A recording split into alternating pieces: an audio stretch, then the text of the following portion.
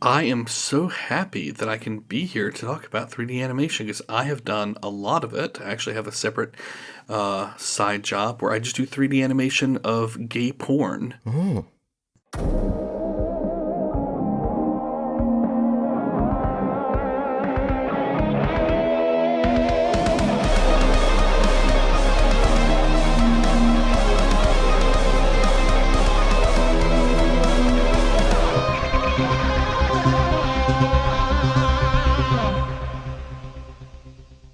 Welcome to the Flick Lab.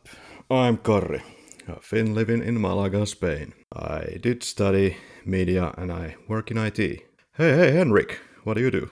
I do practically everything and anything, especially if it pays, which is not this podcast. But your location information is crucial for our listeners, so Äänekoski, Jämsänkoski, Yep. Helsinki. Äänekoski. And Zach, our American friend from Boston. That's right. Heyo. This is a bi-weekly podcast focusing on international cinema. On today's episode, we'll be discussing Blender animated short films. Blender. Have you done 3D animation? Let's start with Henrik. Some, and when I say some, I truly do mean some. Nothing major, some few elements, objects for video game projects.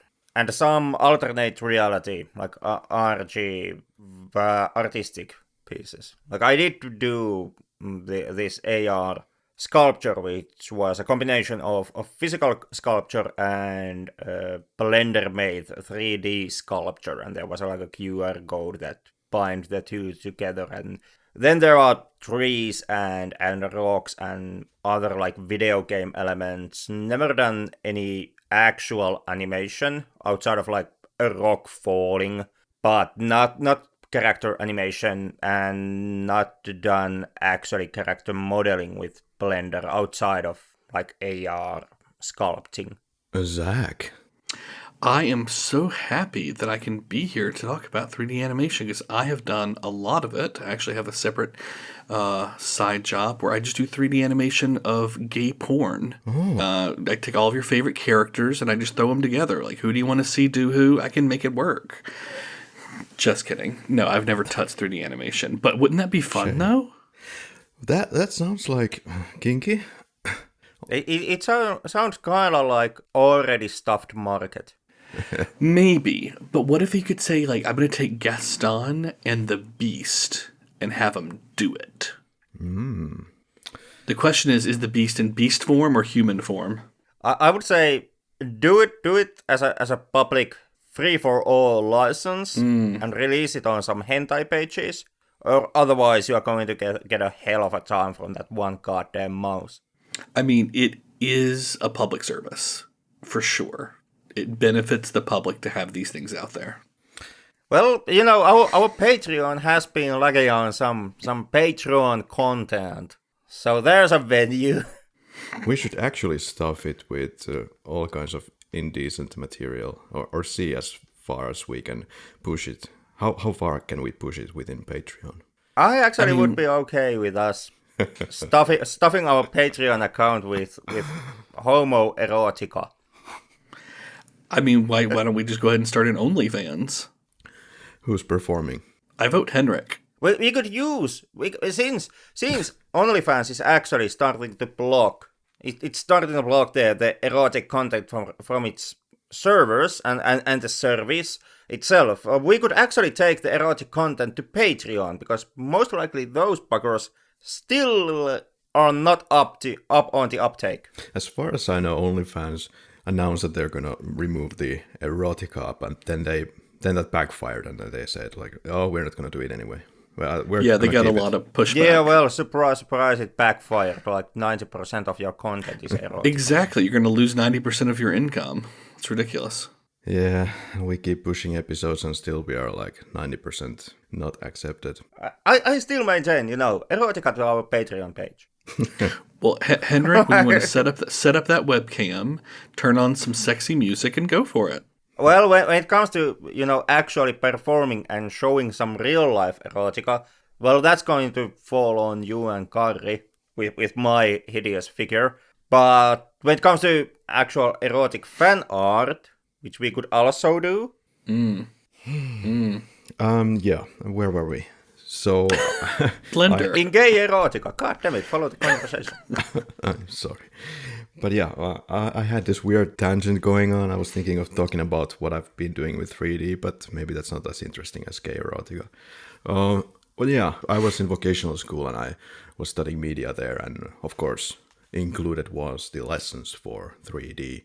And there I have been using a plethora of applications. Well, plethora being at least two, Maya and what's the other one? 3C fucking no, that's the phone call application 3CX. Never mind. So obviously this episode is coming with some expertise. Like, we know our shit. What did I learn? I animated a couple of balls moving from one room to the other, and it would come behind a moving door, and the door would open and close. Whoa. Putting some textures and stuff. So you animated moving balls. Moving balls. That's... So We again, already back have the to gay erotica. pretty much covered. And I did also animate a moving car, although I did just steal the entire map from somebody else, but that doesn't matter. You can just animate a car that has balls. That can be the Patreon page content. We're going to talk about Blender, which I have never properly used. I have installed it a couple of times on my PC and then being like, yeah, okay, I can't make anything happen with my keyboard. This learning curve seems steep. Yep, nope. But okay, what is a Blender? Henrik? Blender is a free, mostly free, open source 3D animation program, which is widely used in varied of audiovisual projects. Most likely you have seen or you have played games that have been using Blender as a tool to animate the 3D models, even though it's not the only program. And also, like AAA productions, you easily tend to also use other 3D modeling programs, not just Blender. But most likely, if you played video games, at least during the last 20 years, you have met a game that has been using Blender. You've got it all wrong, Henrik. A blender is a kitchen and laboratory appliance used to mix, crush, puree, and emulsify food and other substances. Fucking good one. I'll give you that. Yeah. Okay, Blender, the 3D company, was founded by a Dutchman called Ton Roosendaal. And you see him as a producer in most of these films that we're going to talk about today. Studied industrial design and wanted to be an architect, and then just happened to get into the 3D world. He did some development on the Amiga in 85. Then he bought a Silicon Graphics computer in the early 90s for 60k USD. Blender's first version emerged in 94. And there were actually investors interested in this software. And then they came and then they went during the late 90s internet boom, when the interest was going towards internet instead of 3D animation. But in the early 2000s, something started to happen. In 2002 or 2003, Blender went under GNU GPL or GNU GPL license. So entirely open source, ready for everybody to remix, edit, and research in the source code. So there were no competitors of this kind. There were no free functional 3D modelers or animation software available. So that is why I think Blender persevered while many other projects died. Roosendaal, the dude who created Blender, he said that money is a means, but it's not interesting to Roosendaal, he at least claims. So that's why he gave Blender for free, because his real satisfaction, he says, is making something. I guess that excludes money, apparently. But no, not really, because of course there are subscription options to the Blender Cloud, and there are different revenues that they obviously have to run the Blender Institute and the Blender Foundation. The software itself, it wasn't quite there like 15 years ago, but today it's seen as like a viable competitor for 3ds Max and Maya from Autodesk and Cinema 4D. So yeah, it's been a long road. any other thoughts, or shall we jump into the films, which we have 16? Let's jump in. Or maybe let's go in the chronology. Elephant's Dream in 2006 started this open film phenomena, so to speak. So, Elephant's Dream. We need to kind of try to unpack what this is. The name itself, the title, refers to a Dutch tradition where parents might abruptly end children's bedtime stories with the introduction of a sneezing elephant. I have no idea what that actually means, but they actually start sneezing like elephants? Weird. But yeah, it's about a machine that could destroy both of our lead characters if one wrong move is made, or so the elderly man claims. Your thoughts? Well, this is the first one that comes from the Blender Foundation's lineup of films, which mostly covers today's lineup in our episode, even though not every single film. There are a couple of shorts that are being released outside of Blender Foundation's movie project. Elephant's Dream is quite an interesting opening for your Foundation's film project, seeing how it's a story it's a movie that doesn't really have that cohesive story. It's mostly abstract. It's and a certain type of thought piece, in my opinion. It's kind of a combination of David Cronenberg, David Lynch, with what I would say pretty heavy dash of Wes Anderson also, to a point where the old man actually has a number of physical similarities to Wes Anderson. So it's a very much it's more of a feeling than it's any kind of a cohesive story. And in that front, it's an interesting that this was the opening piece for Blender Foundation's movie project, because one would think that your opening movie would be something more traditional, something that is more easy to follow, and something that's got a altogether more cohesive experience, since one would think that you would be lacking on the script writing department and take an easy road there, and basically the only thing you would be putting your effort would be the technical limitations and the technical boundaries, and to make it technically as good as it can be. And that's something that actually does happen in Elephant's Dream also. You can see that this is very much a short film that puts heavy emphasis on the technicalities and the technical possibilities of Blender 3D animation. But it's very heavy to actually sit through, even though it's a short film, but it's not actually bad. Kind of a hallucinatory 3D animation short movie. Okay, I have some thoughts on that, but does Zach wanna chime in? Yeah, I'm in the boat with Henrik here. I didn't get this short film. I was not a fan. Knowing that it was the first, also, yeah, it's bewildering that you wouldn't want your first to be maybe a little more accessible. But this felt more like can we do this? Technically, can we do this? And that's where all the focus was, of just starting and finishing this from a technical perspective, and any sort of story or narrative took a secondary role. And especially since some of the ones that we're going to talk about later are just so well done.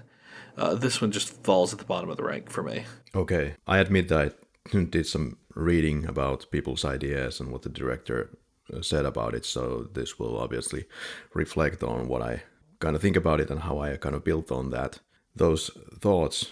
So the director Kurdali said that the story doesn't say that creating ideas is bad, just hints that it is better to share ideas than force them on others, end quote. So I think that kind of fits nicely with the whole GPL ethos. It's like a mission statement, or can be.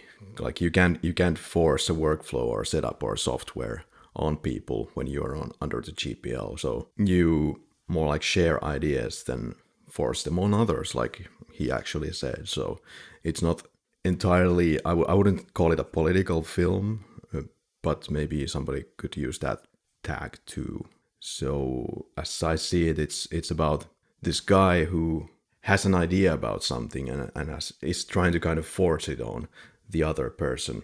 But the other person doesn't buy it, and he's always looking into other directions. And most of the time it seems that the younger guy, what's his name, Emo, he is not registering what is happening around him. So it's like we're inside the built world of Frog, the older guy. And he tries to convince Emo that this is actually happening right now. So it's like a war of ideas. No, I don't like your idea, or I don't accept your idea. Your idea is not viable. Your idea is not reality. I don't accept. What happens in the end? Well, Emo gets knocked out. So almost like a totalitarian situation by the end. You believe me or you can go to hell. And it's also kind of a Matrix, very Matrix influenced in a way, how at least I get that vibe when I look at the architecture of the buildings and the cables and stuff. Did you get that feel? I didn't actually connect with the director's statement, or I didn't find his ethos from the film. The whole point that the movie is supposed to be about discussion about the ownership of ideas and how you should communicate your ideas to others. On that front, I think the film itself actually somewhat fails to convey its idea to the audience. And this might be something that might tie into something that director also said about how he wants that the movie would be like an quote-unquote open movie. Something that doesn't make complete sense to anyone, so that everyone can come up with their own interpretation of what actually is happening and have like this share of communication, share of ideas, what just went on in the film. Which, does tie in with the mission statement. Have an idea and communicate it to others. But at the same time, I kind of feel that this one did not really manage to be clear about what it wanted to say. It kind of lost the whole point that the director was trying to make beneath all the dreamlike elements. And some might even say the nonsensical elements of the film. The aesthetic of the sort of sets, I didn't get Matrixy from that. I actually got a little more H.R. Geiger out of that. Well, but I think probably H.R. Geiger has influenced so many things over the last 30 years. So maybe it could be a little Matrixy. Yeah, maybe I mean more in the terms that this is like two human beings inside a machine, and the machine is out to get them. But there's this one scene where they go with this, whatever this is, this capsule, and they go through these doors, and it kind of flies through that. And that felt like some kind of a cylinder from Matrix or something. But yeah, anyway, they are running from the machines, and the reality is confusing. And this will repeat in at least one or two films that we're going to talk about. This twisted reality, this fantastical nature, and the machines, of course, they're all over these Blender films. Okay. It's almost like when you are working with an open source project or open source software, which is supposed to open your hands and open your imagination to basically everything. All of a sudden, the basic concepts that the filmmakers can come up with are really not that open. But it's kind of like the director said. You kind of said it previously in the same vein, that this is open for interpretation, and therefore, since this is an open movie, you can just take all the data files and start rendering and modifying it to your heart's content and make your own interpretation of what Elephant's Dream is. I'm not aware of any of these remixes, or whatever you should call them. Well, whoever's gonna do it and do it well, it's gonna take a hell of a lot of resources, still open or not. Yeah, that's something that actually ties in with today's films. Like, we talk about a lot about how Blender is free and open source for everybody, and how these are indie short films. And most likely that, or what that can give as an image to our listeners, is a film project that is done by one guy in his living room on his free time. Just this one dude who uses the open source software and creates an animated short film from that. And that really is not the case with today's movies. No. Like these are pretty big productions where sometimes there is something like 60 to 80 people working on the movie, which is something like max 15 minutes in its runtime. Right. The amount of tech or software that is being used for even just this film. Dr. Q, Inkscape, She's Shore, Twisted Verse, Cinepaint, GIMP, OpenEXR, Reactor, Subversion, Python, Ubuntu, GNOME, and KDE desktops. So that's a lot. I don't know how many people worked on this, but it took 125 days to render it, and the budget was 120k euros. So yeah, not for Mama's Boy in the cellar. No. And that is perhaps even a bit unfortunate presentation-wise.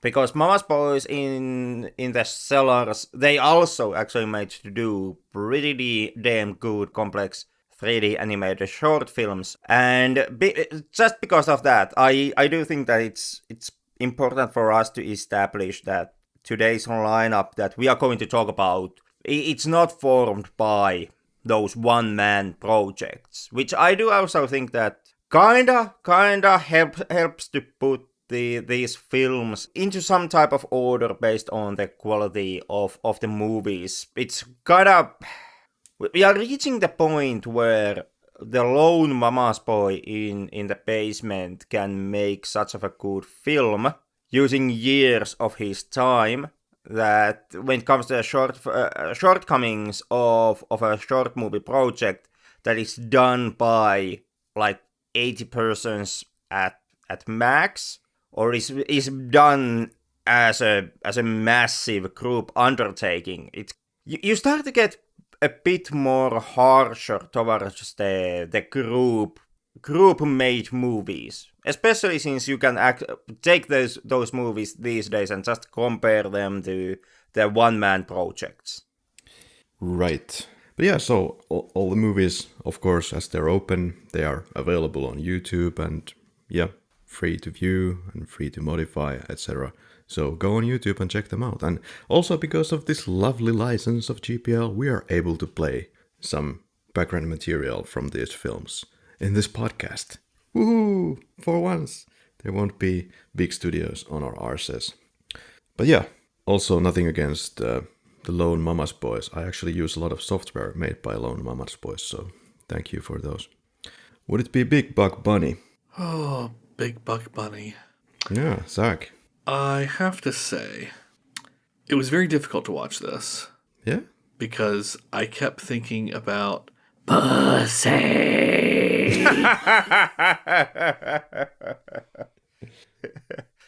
See, that's the effect that art can have too. For those of you who are unaware, that is a callback to the Christmas film that Henrik forced us to watch. Yeah, it's good that you explained that. So it was very difficult for me to get through this. Because he even has, like, he's sort of big, and he's got the same sort of shape. And I just, even though he's sort of got a happy face, I was waiting for it to turn. I was waiting for this to turn into a horror film. So I wasn't a fan. Thank you, Henrik, for ruining it. But it's the mark of a good art that it leaves an effect. It's the mark of some kind of art. I don't know if I would say of good art. I mean, 120 Days of Sodom by the Marquis de Sade, is that technically good art? No. Well, at least when it comes to Pasolini's film version, a lot of people champion that movie. I feel like you guys are aching to get to your holidays because we can't stay on topic anymore. It's been a long year. Okay, well, yeah. Big Buck Bunny. Yeah. As Zach already made the comparison to our Christmas episode and the movie Bunny the Killer thing. Something also to take note is that the bullies in Big Buck Bunny also are pussies. So there's also that level. Yeah, but actually it's a little bit more violent than you would expect from a sweet cartoony movie like this. And this is a thing that... actually was hoping that it would have gotten more violent. I'm I was telling actually you, when hoping he- it would do bloody something. I must confess already, this is like the bottom of my list. Well, it's not Happy Tree Friends, but it's still killing of innocent butterflies, and it will get some more interesting levels later. I mean, when he starts putting the black stuff under his eye, like he's preparing for war and he's got the bow and arrow, I was like, oh, here we go. Here comes like the pussy moment. As a plot twist, it turns out that it's kind of like Happy Tree Friends, except the film itself is a pussy. We should totally watch all the 200 Happy Tree Friends in this podcast. It would actually be better viewing than Big Buck Bunny. Because when it comes to Big Buck Bunny, there really is not that much violence in it. 2 butterflies get killed. One of the kills, which happens off screen, like the actual kill, but that's pretty effective one. I give it that much. I was just constantly waiting. When is this one going to get violent? Especially since there's that whole like tree spike trap, and fucking nothing comes out of any of that. Bunny makes arrows, doesn't kill anyone. There's that spike trap, doesn't hit anyone, and altogether, I really didn't get into this one. Yeah, I think if this film would have been made in the States, I would think that maybe some cultural behavior would make this film even more soft than it is in the Netherlands hands. But I think that now that we are going deeper and deeper into this open source stuff, I think that it's great that I think in these films you can see that since... Well, first of all, you're working for Blender and your hands are kind of free. You can do almost anything you want, I guess. It's not like a big Disney Pixar project where you have to plan everything to the second. You can show this, but you can't show that. Here it's more freedom in that sense as well. And I think the films benefit a lot from that, but I think these are more honest films than many Disney Pixar films. I don't know about that, because I on my end, I didn't see these movies really like going any boundaries with that freedom. Yeah, well, this is a bad example. Well, I think that none of these films actually does that. God damn it. Not truly. In fact, it's surprising to see exactly how much all of these films somehow, more or not, they stick to actually previously established tropes and ways of conveying characters and conveying story. Like, you see a hell of a lot already seen narrative elements in these movies. Big Buck Bunny, now, since it's the film at hand, works as a pretty damn good example of this. The story revolves around 4 characters. There's the titular, Big Buck Bunny, who is happy-go-lucky, perhaps somewhat slow on the uptake, appreciates nature, wants to be happy, wants to see everybody else being happy. And then there are 3 bullies who are dicks because Stephen King bullies are always over the top. That's basically what the scenario here. The bunny has to face off Stephen King bullies. And from that already pretty well used narrative framework, what you get then is, well, tell me guys, have you ever seen the Rambo Montage? No. No. You haven't? No. You are shitting me. Okay, well, in that case, you got the first-hand experience. I have seen this. I'm putting black camouflage coloring underneath my eyes. I'm crafting the arrows and shit. I'm laying the fucking woodsy traps here. Stunt being done, like, well, even bloody Hot Shots too did that one. So, yeah, but very much using something that has been established pretty damn thoroughly already years before the film itself came out. Well, Henrik, you're kind of like a box of great ideas because we already have the pieces here. We just have to collect them and put them together. We could be a great team. Let's build a fucking animation company. Besides, Zach has some experience. We could just call Ton Roosendahl, go to Blender Institute, and suggest that, hey, we're gonna take it to the next level, guys. No more of any of this Big Buck Bunny nature shit. We're just gonna do some gay erotica animation from now on.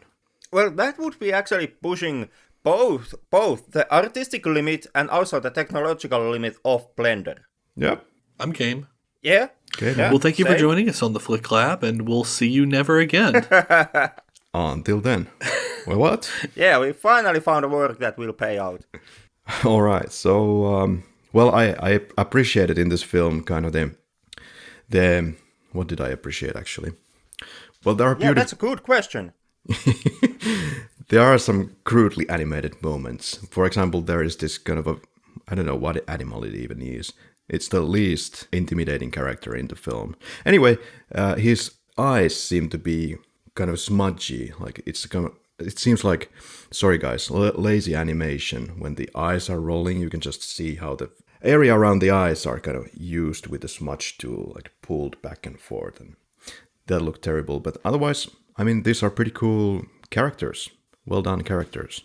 I don't agree with that. Yeah, same. I actually felt that this was pretty shittily animated altogether. Whoa. It's the whole world that the film uses. It's animated very simplistically and uses very simplistic elements.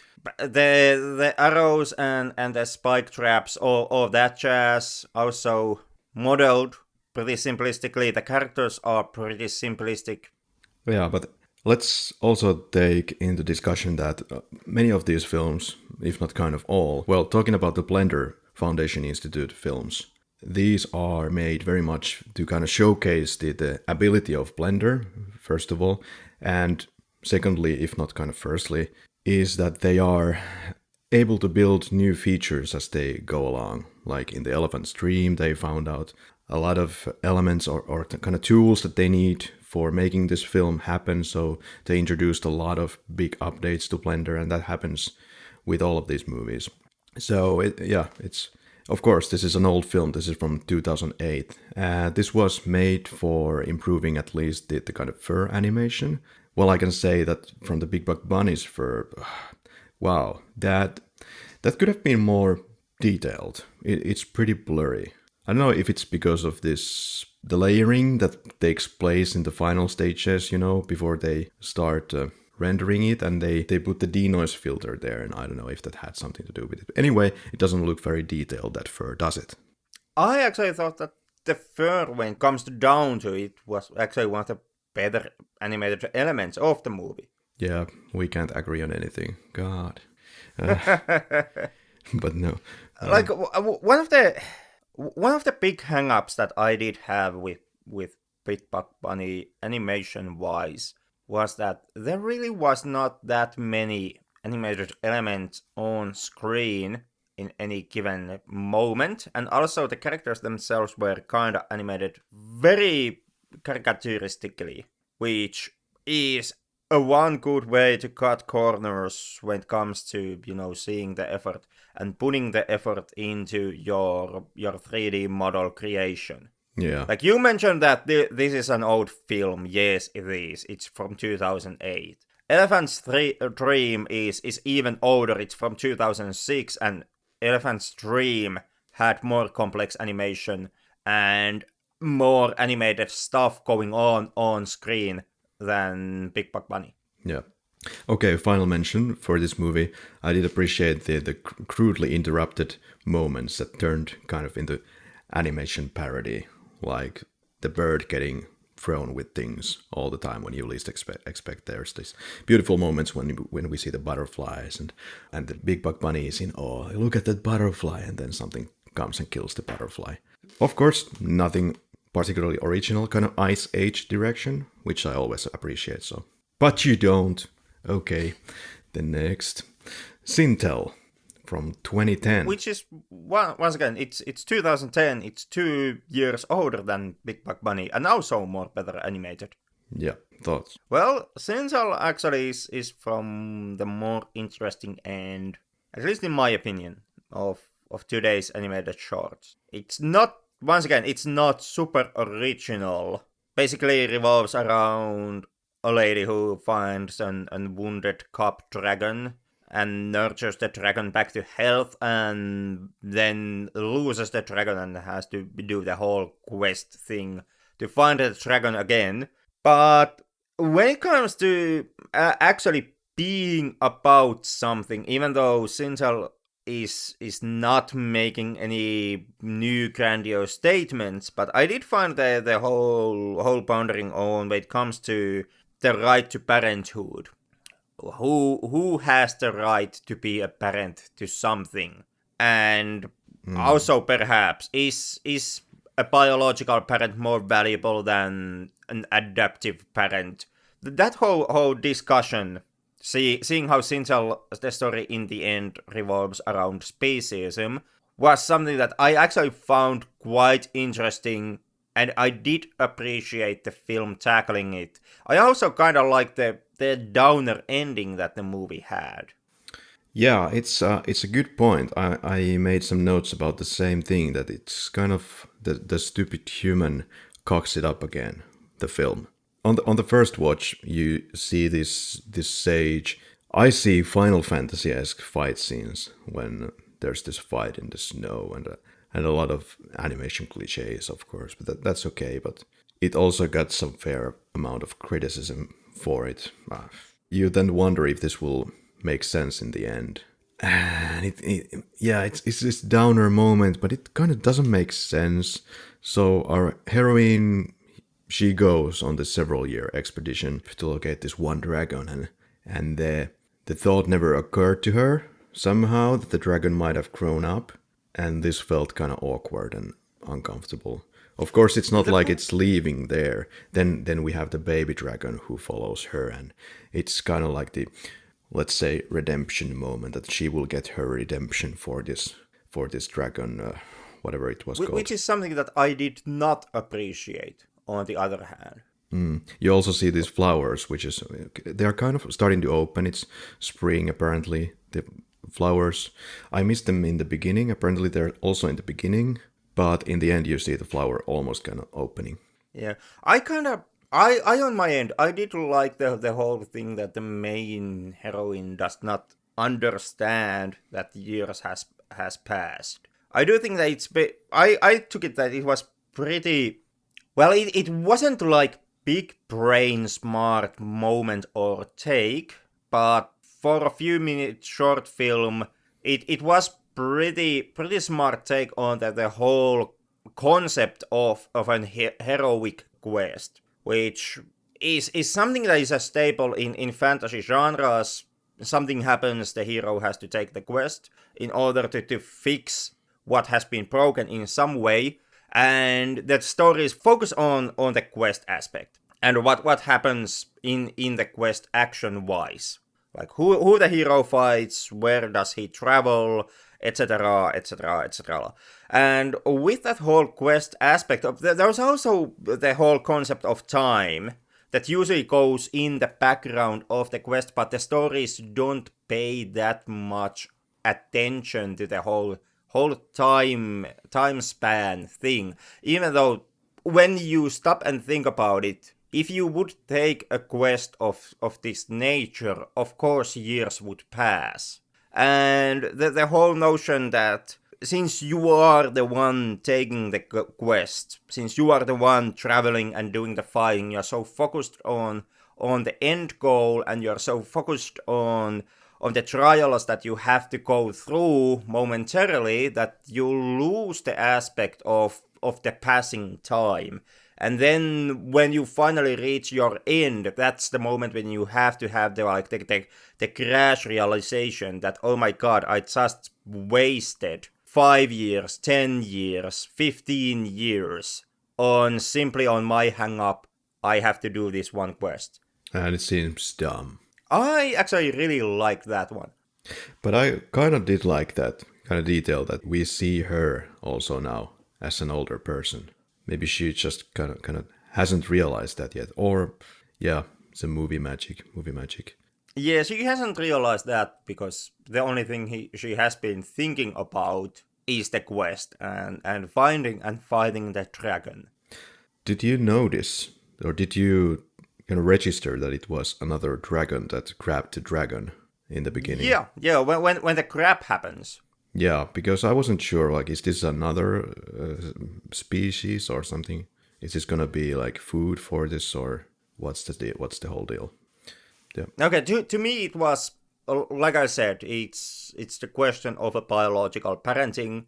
The scales, which is the baby dragon, and the big dragon, they are of the same species. So the big dragon is biologically more in tune to nurture and be a parent to scales. Mm-hmm. The baby dragon, and that is contrasted against the loving and caring and nurturing adoptive parenthood, which is what Sintel presents. Yeah, so far we've been only talking about the Blender Institute films, and in this case, the improvements that were made in the Blender were related to user interface, particle system, sculpting, shading, render pipeline, constraints, smoke simulation, so all kinds of fancy things for nerds out there. This had a considerably larger budget, 400,000 euros, and you can kind of see it. It's more detailed. I'm not wild on the design of the dragon. It looks I'm going to say something bad. You know the Mortal Kombat film? Not the one that just came out, but the one from the 90s? Mm-hmm. Yep. It's got some really, really bad animation in it. There's some parts of it that remind me of that. Wow. And some parts of it that I think are really well done. I wasn't nearly as hostile towards the animation here in Sintel. Yeah. Some of it, not all of it. There's some of it that looks that bad. Some of it looks better. All right. There was actually a video game that was based on this short film. I think it was just called Sintel the game. It's available for all the major platforms. And it's using the Blender game engine. Alrighty. Tears of Steel from 2012. Henrik. Well, for me, it was one of the most interesting films from the lineup. I thought so. It's gonna be completely opposite for me. Yeah. I saw it that this was the one that kind of took the whole idea what you can do with Blender and perhaps pushed it the furthest outside with the other short film we are going to talk about, Drink.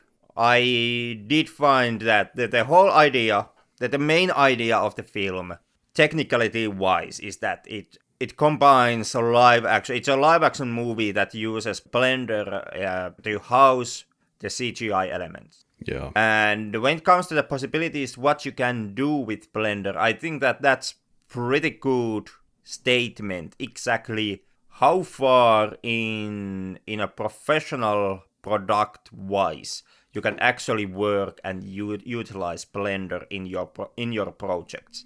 That is true. When it comes to the story of the film, Tears of Steel, aka, oh my god, I didn't even notice that Derek DeRint was still alive. It's halfway there.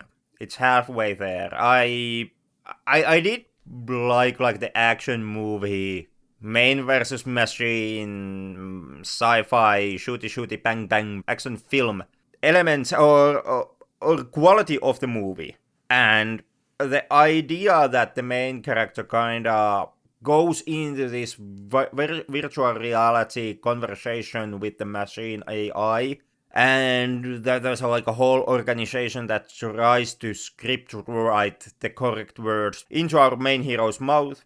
Okay, yeah, I was on board with that, but what really didn't work for me is that when it comes down to it, the story itself is some old bullshit. Yeah, it's so recycled. But they're in the future and they simulate the past in order to fix the past or something like that. And we see in the beginning that there's this quote, "This is pretty freaky." Yeah. Why is the separated brain on the lab table? Like, it kind of seems to suggest that the lady, her brain would be on the operating table, and they're trying to implant new memories into her memory of the past. But why? It's I called took it Inception. I took it that it was her brain, and it was on the table so that there was still some way how they could like talk to the lady, because the lady itself is like a huge hulking metal beast at that moment and can't speak no more. I have a suggestion. Just midsummer, open a few beers and grill the brain. Problem solved. No more computer animated baddies. Yeah, that would have been an easier solution to the problem. Also that a whole kind of end note of the film that like the fucking Skynet happens because boy femoid broken heart. Right. And so the world ended because boy broke girl's heart. Oh my, yeah. I guess it really happened in the end. Well, it's kind of left open-ended. What is the intention of these robots who are now surrounding the couple? I took it like as you mentioned, it's a left open-ended, but after the credits scene seems to state out that the robots then shut down.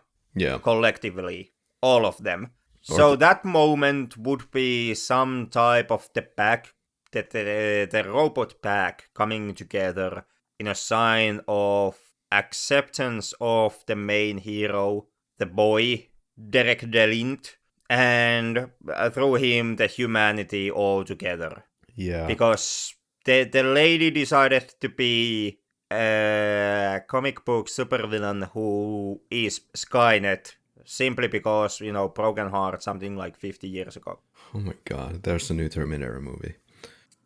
Yeah, but this is not very good criticism of any kind, but let me just put it out there that robot movies are a bit uninteresting for me, save for a few exceptions like the Terminator, if you call them robots, but yeah. It's kind of the tech show-off aspect that doesn't work for me so well. All this kind of Transformer-style approach of show-off with the machines. But of course it's a tech show-off. That's what the film is all about, and tech showcase for Blender, like all of these movies so far. Now, some of my favorite movies are robot movies. Okay. I like the first two Terminators. RoboCop 1. Some of my best friends are robots. Transformer films. We're robots for you, Zach? Yeah, some of my best friends are robots. I have nothing against them. Like your co-hosts basically are just, speak bots. So, Zach, your thoughts? I did appreciate the leap of now trying to integrate live action with the 3D animation. And I think this is from 2013. I think had I seen this in 2013, my brains would be on the ceiling. But sadly, it's 8 years later. It still doesn't quite hold up. And yeah, the story is pretty bad. Oh, the woman got too emotional and now she's destroying everything because she got her heart broken by a boy. Right, and what does it mean? Like, how does that memory override work exactly if he's talking to her in future terms, as in, I was a dick? Huh? Don't ask these questions, Karri. Sorry, yeah. Yeah. That the filmmakers didn't ask these questions. Yeah. And it didn't work previously. What are you doing? The boy just said the wrong lines.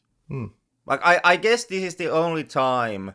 I don't know how many times they have already tried to pull this one off. I don't even completely understand what was the hang-up. Like, why is this a special operation that you can...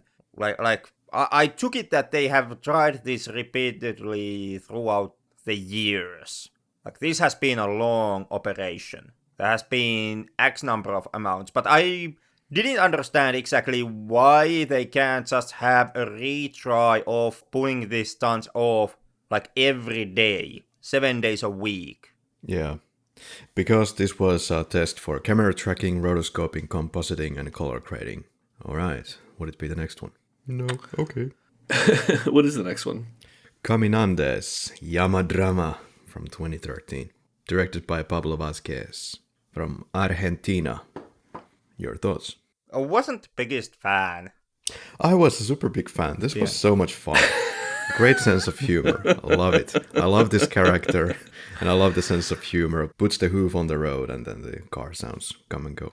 Love it. It was once again. It's a shared problem that I already raised with Big Buck Bunny. Like that, the main comedic element of the short film is actually one of the most used comic elements that you have in comedy films. That there's something that is stable or stays in a stable state. Main character touches or looks or does something, and it immediately accelerates. This is basically a reworkaround of, if you, for example, have seen the Austin Powers, the first Austin Powers movie sketch where Austin is taking a leak, and the automated process lady voice is trying to make the statement that what was it? Evacuation complete. It was something complete, and it gets constantly interrupted because Austin just continues taking a piss. Mm-hmm. Yeah, I just thought this was just when I first time watched it, it was hilarious and just so simple and excellent comedic timing and very minimalistic. Tells the story. Yeah, I don't think that this is, again, I if I could speak to the filmmakers, I would ask, what was your goal? Was your goal just, can you get your team together to make it? Or were you really trying to tell something? Because it's so light on story, it just seems like, I mean, this might be something that someone maybe doing in their first venture into 3D animation did, just to say, like, can I just put something together that makes sense, but really just doesn't look good? Because I think it looks fine. Yeah, it's just very light on the story, very simplistic. Yeah, very much like the Austin Powers gag. Did you notice that there's 2 sequels for this? Did you check them out? They're a lot of fun as well. Recommended. I took notice, but I didn't check them out. Yeah. Same. A strong Ice Age vibe from these llama films, so appreciate it. Oh yeah, I could see that. Yeah. Yeah, and Ice Age movies also kind of suck ass. Well, they are kind of a mixed bag, aren't they? Yeah, they are mixed bag. The first one isn't terrible, even though the plot elements are something that if you ever seen a Disney movie, you've seen the plot elements. Yeah, the problem with the Ice Age is maybe that the first 2 minutes are the funniest, when they do something like llama drama here, and then the rest is like, Yeah, that's true. Yeah. Would it be Cosmos Laundromat 2015? This was the first one I watched, and Right. There's something about it.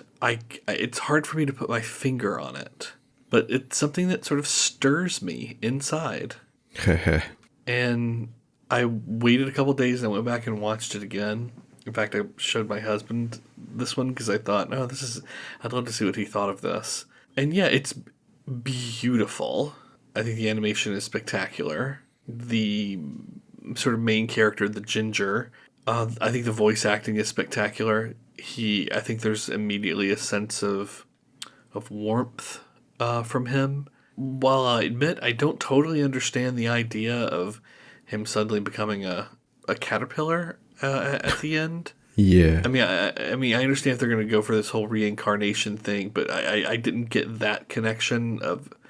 Anyway, but I love the end of, you're at some laundromat and then he just sort of gets in and out of all these different washing machines. It feels reminiscent of the end of Men in Black, the very, very, very, very, very end, where the camera pulls back from them in New York and you see Manhattan Island, and then you see the North America, the Earth, the Milky Way, and then it's really, you're looking at a marble, and it's 2 beings sort of playing marbles with all these different galaxies. It sort of reminded me of that. Yeah, it's not exactly surrealism, but let's say, yeah, it's an absurdist film. There might be limits on how much you can start to analyze the story here. But yeah. There are very strong limits exactly how much you can start to analyze this one. And the reason for those limits is the fact that, as the film itself makes it poignantly clear, this was meant to be some type of an opening for a grander story. This was supposed to be continued, and it never was. Yeah, actually, that's a recurring theme, unfortunately, with these open movies. They're supposed to be some kind of a jumping platform to some bigger project, which never then takes place. This is one of them. Yeah, and since since in earlier moments I was kind of up in the arms about the production crew sizes in some of these films. This one was the one that had like 60 to 80 persons working on it for 18 months, full time. So when it comes to animation, when it comes to technical quality, it's no actually wonder that production-wise this is such of a high note and a high quality, which once again kind of makes me to re-ask the question, exactly why did we never get a sequel to this? Why was not the concept of Cosmos Laundromat being taken any further? Right. Even within the confines of this one short film. Like, why is this so short? Why does the idea stop so abruptly? Since you had like a full production crew working on the film, why did you stop here? It is weird. Yeah, in 2020, it was announced that this film would then be the total of the project. But it was at least in 2 occasions, was it, that they announced the sequel was starting to get into motion, but nothing.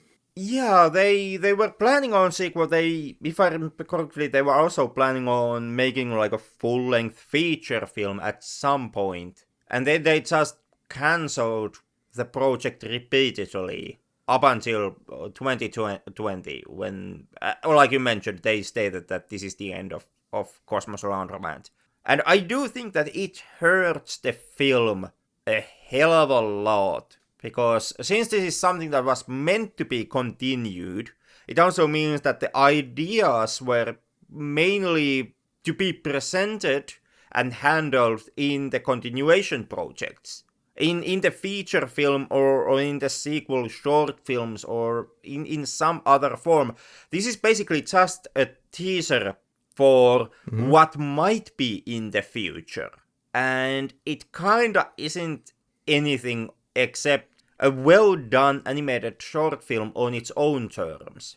And it's weird that you use 400k on this film and then just quit. Of course, I understand it's foundation, the money may be limited, and even talking about a full feature, if this short costs 400k, are you really ready to pull the full feature?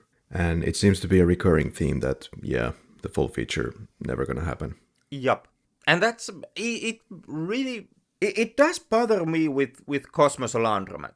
More than with some other projects that we are going to tackle today, because the main idea that I saw behind Cosmos Laundromat, the idea that the main character Frank is going through this journey of rebirth in different forms of life, in different, I don't know, worlds, cosmoses, galaxies, wherever that is that he's going, and he is going to have the Ginger as some type of a guide throughout this journey. It's not actually a bad idea. Hitchhiker's Ginger through the galaxy.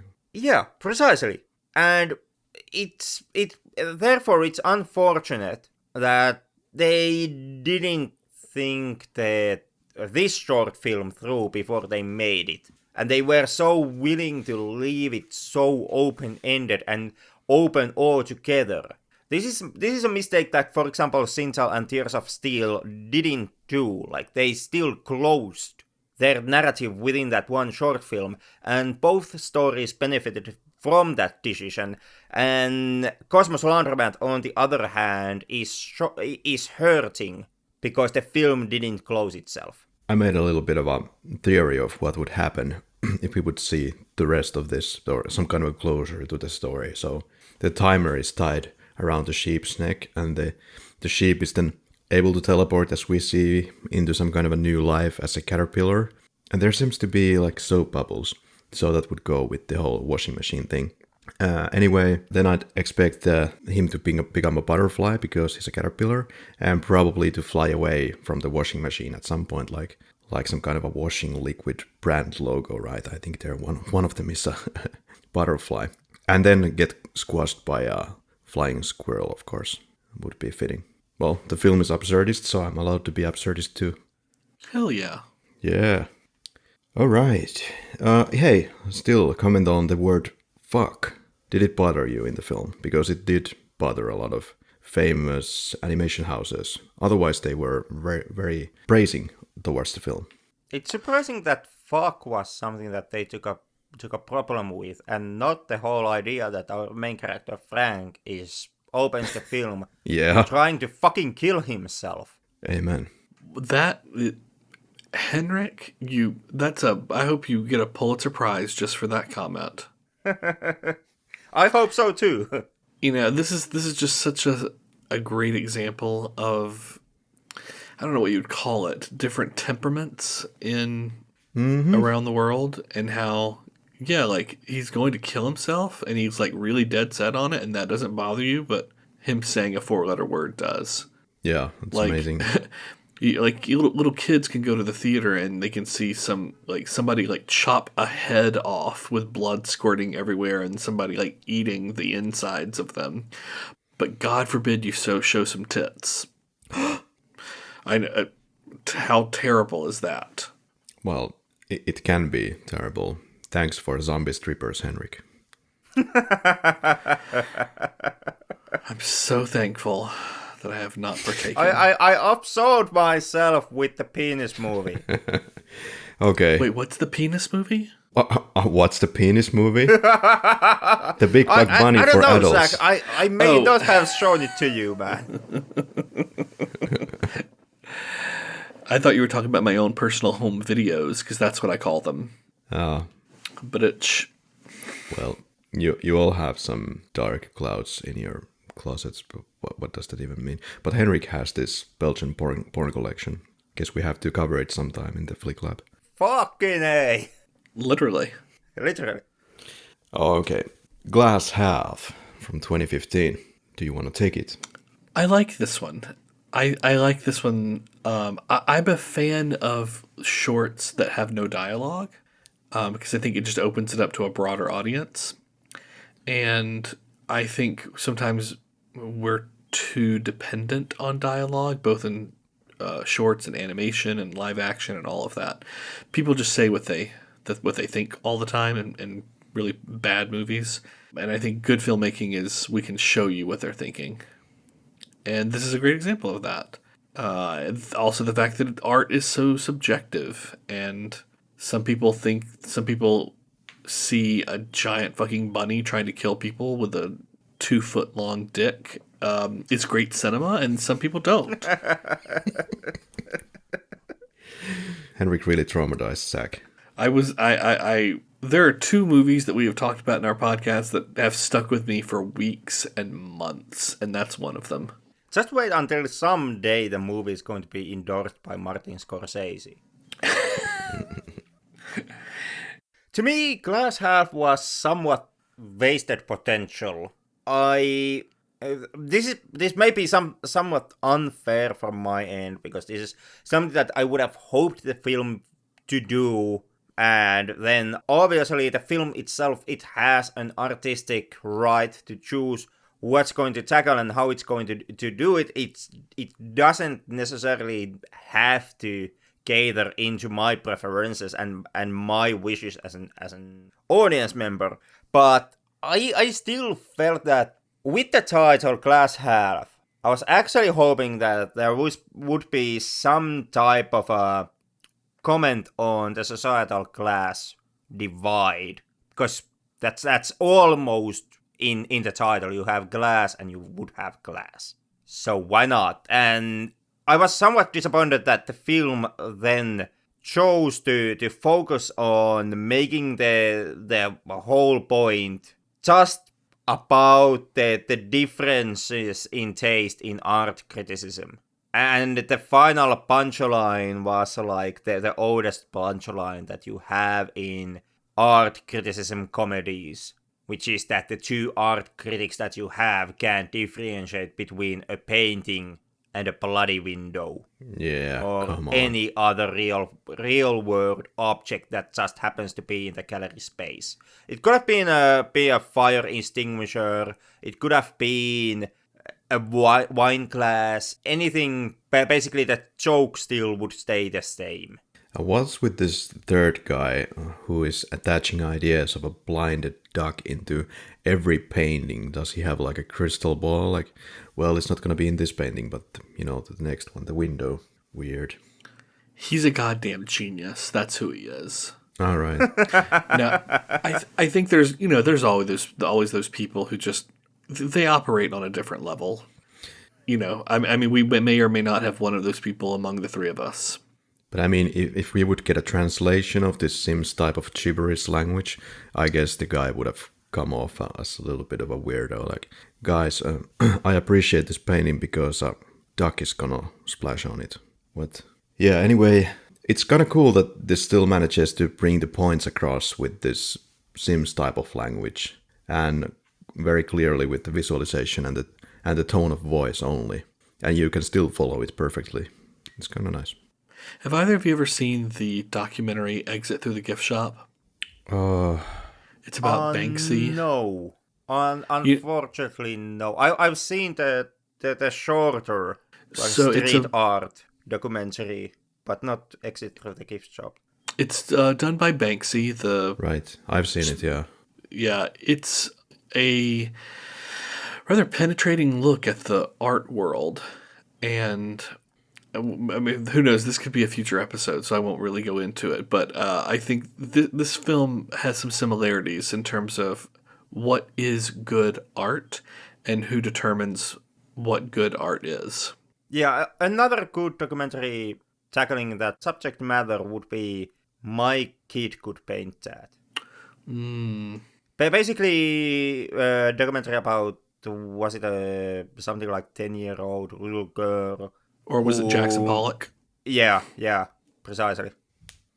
If you're interested in that, there's another documentary called Sour Grapes, which is a documentary about the same concept, but in the wine world. Well, let's get to those food films at some point. It's making me hungry. Yeah. Come on, guys. We already tackled cannibalism once. What to do with this guy? Give him a free reign over the podcast. Do you want to take it on to Agent 327, Operation Barbershop, 2017 movie? I liked this one. I thought the music was really excellent. The music was really, really Bondian.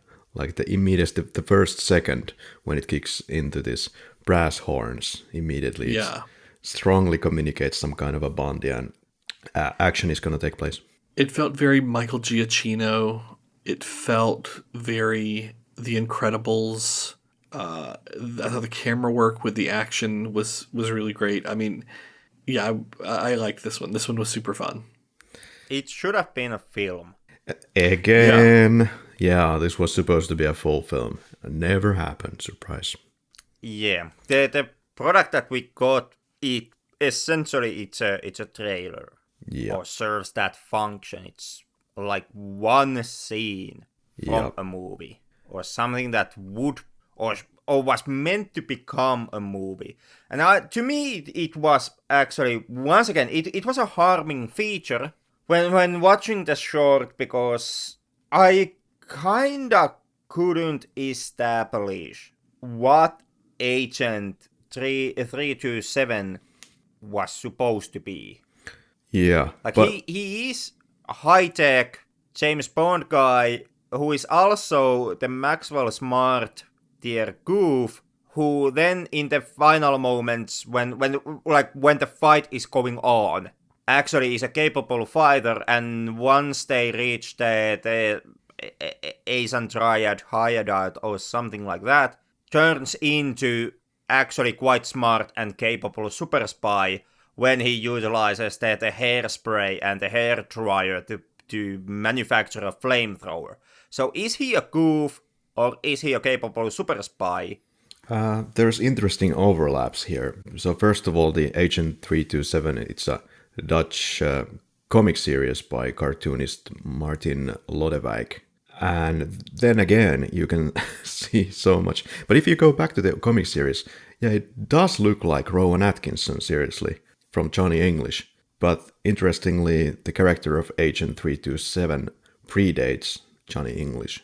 But who knows, maybe English was in part inspired by 327? I doubt it, but it's some Dutch thing only. But anyway, there are similarities that are striking. Don't you think? Looks like Rowan Atkinson. Yeah, he did. He did.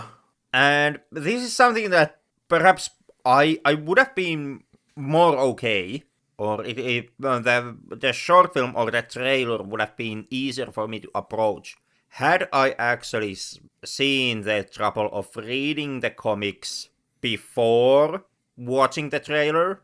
I didn't read them at all, which means that I have no actual concept of what Agent 327 is in the end, or what he actually is.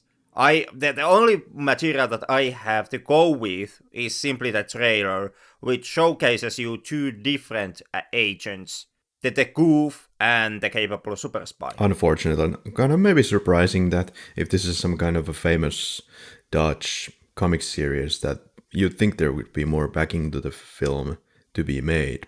But yeah, something again happened. I checked out the website and the website says it's offline. It doesn't exist at all. Too bad. Next one? Sure. Well, this is really short and sweet. The Daily Dweebs from 2017. Zach. I give you short. Yeah. I'll give you a short response as well. I didn't like it or get it. Daily Dweebs offer somewhat funny insight into the whole question exactly how do other countries see America.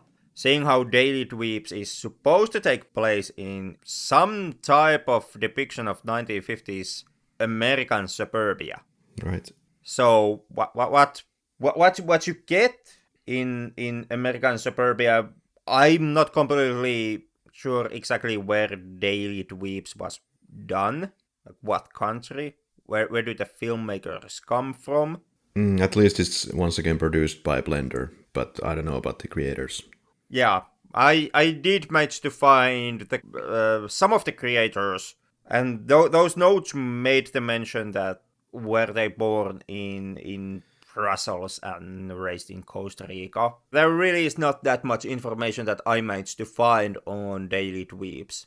Yeah, and once again, yeah, you can't even tell, not really, unless you're looking at the bike in the background or something, that this is supposed to be 1950s American suburbia, and you have to go read it that it's about 1950s American suburbia. And yup. And yeah, this is once again one of those cases where it was supposed to be some kind of a series, but nothing, as far as I can see, nothing came of it. And this one also is very strongly hurting from the fact that nothing came out of it. Because Daily Dweebs also, it struggles to form its own identity and to communicate the audiences what it actually is about. Like going with what we have here, Daily Dweebs is about some type of mutant sausage dog that has a brain damage that exists in nowhere unless you do the reading and find out that it's supposed to be America. But nothing connects to any type of a depiction of America that would be based on any reality that we did have.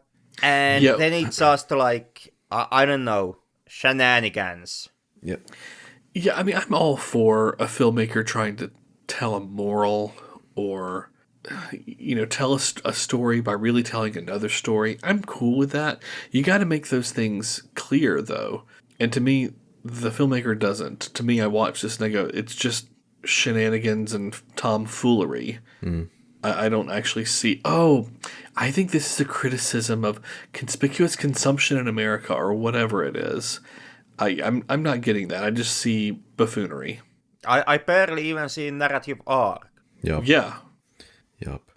Maybe it is with these open source projects, the kind of the curse, as I think the case is, that the people who worked on this, well, I think necessarily weren't paid or weren't paid much to produce this thing or at all. The thing is that, well, financial motivation is always one thing. It kind of gives you the rhythm. You have to show up and start working on a project every day. What I feel might be going wrong with all of these projects that never see the light of day here is that people just lack, they lack that the rigid scheduling that you would otherwise, you don't have that pressure maybe to go all the way and do it every day and discipline? stick to the discipline, thanks, to do it.